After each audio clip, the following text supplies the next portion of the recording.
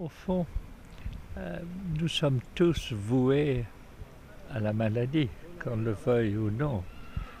On est né dans la faiblesse et on va mourir dans la faiblesse. Donc, les personnes malades, ils sont ceux qui sont devant nous, parce qu'on va tous tomber malades. Donc, le malade avec un sourire, ça dit énormément. Le malade qui est abandonné, qui se confie à Jésus. Parce que le problème de certains, c'est la colère avec la maladie ou la dépression avec la maladie. Quand la meilleure façon de conquérir la maladie, c'est de l'accueillir. L'accueillir, bon, après, il y a les médecins, il y a tout cela, et la grande chose pour tout être humain, c'est accueillir la réalité telle qu'elle vient. Et je dirais que les personnes malades, comme les personnes avec un handicap, c'est accueillir la réalité. Or, il y a beaucoup de gens dans le monde qui ne savent pas accueillir la réalité comme elle est. Ils sont en colère ou en dépression. Alors, les malades avec le sourire, les personnes avec un handicap avec le sourire, donnent un sourire au monde et aident les gens à accepter et à vivre la réalité telle qu'elle est.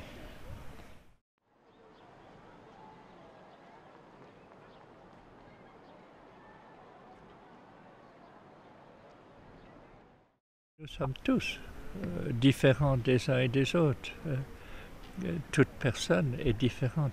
Et le danger c'est de vouloir créer des groupes où on est tous pareils. Et de fait, le différent m'amène à découvrir autre chose. C'est intéressant que Jésus dit quand vous donnez un repas, n'invitez pas vos mêmes membres de votre famille, des riches voisins, des amis, mais quand vous donnez un très bon repas, invitez les pauvres, les estropiés, les infirmes et les aveugles. C'est-à-dire inviter à votre table le différent. Et le différent apporte autre chose. Sinon, on se ferme dans une sorte de sentiment de notre groupe comme l'unique groupe, quand le monde est beaucoup plus grand que ça. Notre univers, c'est un bel univers avec des choses très différentes, des fleurs, des oiseaux, tout différents. Apprenons les uns des autres pour découvrir ce que c'est d'être humain.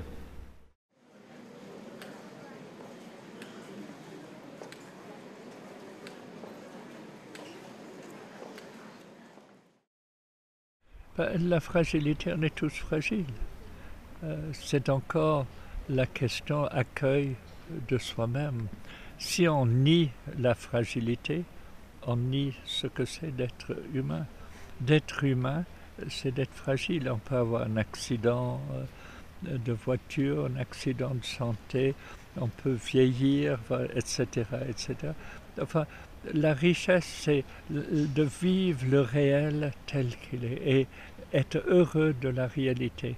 D'abord, il y a la réalité de notre univers extraordinaire, mais la réalité de la vie, la réalité des amitiés, la réalité des gens différents. C'est d'être donc dans la joie que nous faisons partie de quelque chose de beaucoup plus grand que nous.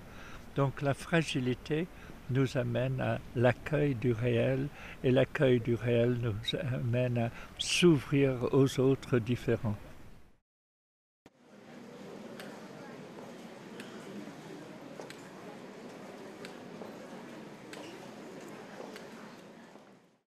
Ce que j'ai toujours vu ici à Lourdes, que je connais depuis quand même depuis très longtemps, c'est qu'il y a quelque chose qui se passe et c'est vraiment le lieu de l'accueil du pauvre, du fragile, de personnes avec un handicap. Il y a quelque chose d'unique ici. Et c'est vrai que des gens, quand ils arrivent ici, c'est dans la cité des faibles. Et ils viennent ici invités, je dirais, par Marie de venir se réjouir des faibles ensemble. Et on n'a qu'à voir les gens.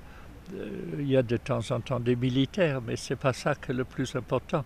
Il y a tous ceux qui viennent avec leur fragilité, leur langue, etc.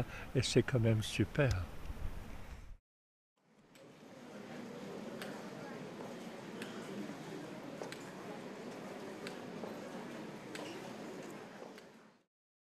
Bernadette, c'est un petit, et ce rapport qu'elle avait avec Marie était quand même unique quand elle a dit « elle m'a regardé comme une personne ». Et elle, c'était un pauvre, sa famille était un pauvre, son papa avait été en prison, enfin, etc. Et c'est là où on découvre que le pauvre est celui que Marie et Jésus regardent. Et il y a quelque chose d'extraordinaire dans le mystère de cette petite Bernadette, si pauvre, si humble. Et puis c'est vrai, elle n'a pas cherché quoi que ce soit. C'est Marie qui est apparue à elle, Marie qui lui a demandé qu'il y a des pèlerins, une chapelle, soit. Alors elle a dit ce qu'il fallait faire et puis elle est disparue. Je trouve ça super.